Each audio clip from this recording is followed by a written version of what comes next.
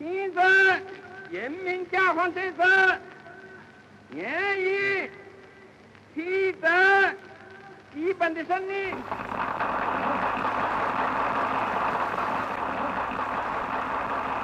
Mao Zedong, born on December 26, 1893, in the small village of Shaoshan in Hunan Province.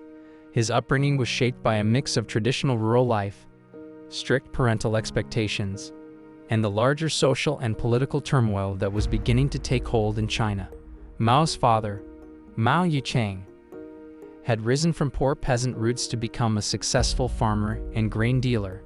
He was known for his stern and demanding nature, expecting hard work and discipline from his children, especially Mao, who was the eldest son. On the other hand, Mao's mother, Wen Kemi, was a gentle and devout Buddhist, and Mao was much closer to her. She provided a softer influence, nurturing his emotional and spiritual side, balancing the harshness of his father's expectations. Mao had 2 brothers and a sister, all of whom would play roles in China's revolutionary movement. His younger brothers, Mao Zemin and Mao Zedong, were both significant figures in Mao's revolutionary circle, with Zemin being executed by nationalists and Zedong dying in battle. Mao's sister, Mao Zedong, was also deeply involved in the revolution and was executed during the Civil War. From a young age, Mao showed a rebellious streak, often clashing with his father. He disliked farm work and instead preferred reading and exploring new ideas. His education began at a local school where he learned the Chinese classics, but he was more interested in understanding the changing world beyond his village. This intellectual curiosity set him apart from his family and marked the beginning of his journey toward revolutionary thinking. He was sent to a larger school in Dongshan during his teenage years, where he was exposed to the growing political unrest and reform movements in China.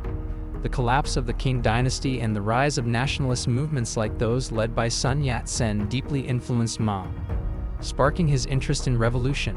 In 1911, Mao enrolled in a modern school in Changsha, the provincial capital, where he was further exposed to revolutionary ideas.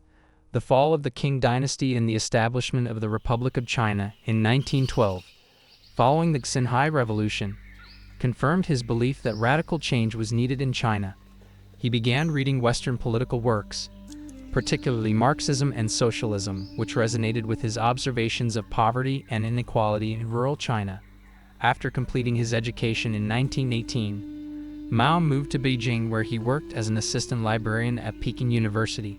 This job allowed him to meet influential Marxist thinkers like Li Dazhou, who played a key role in deepening Mao's understanding of Marxist theory. Mao's revolutionary career truly began in 1921 when he attended the founding meeting of the Chinese Communist Party, CCP, in Shanghai. Initially, the party focused on organizing urban workers, inspired by the Russian Revolution. However, Mao, having grown up among peasants, believed that the strength of a Chinese revolution lay in the rural population. He became increasingly involved in spreading the communist message to both workers and peasants. In 1923, the CCP formed an alliance with the Nationalist Party, Kuomintang, or KMT, under Sun Yat-sen, aiming to unify China. However, after Sun's death in 1925, tensions between the Communists and the KMT under Chiang Kai-shek escalated, leading to a violent split in 1927. Chiang's purge of the Communists and what became known as the Shanghai Massacre forced the CCP to go underground. During this period, Mao's ideas about peasant revolution gained prominence within the party, and he began organizing peasant uprisings. Although early efforts, such as the Autumn Harvest Uprising in 1927, were unsuccessful.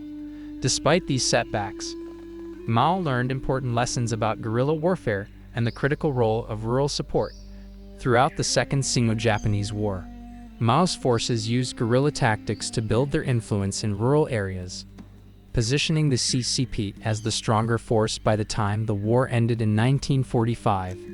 This set the stage for the Chinese Civil War, which raged from 1946 to 1949. Despite having fewer resources, Mao's guerrilla warfare strategy and support from the rural population helped the Communists defeat the Nationalists.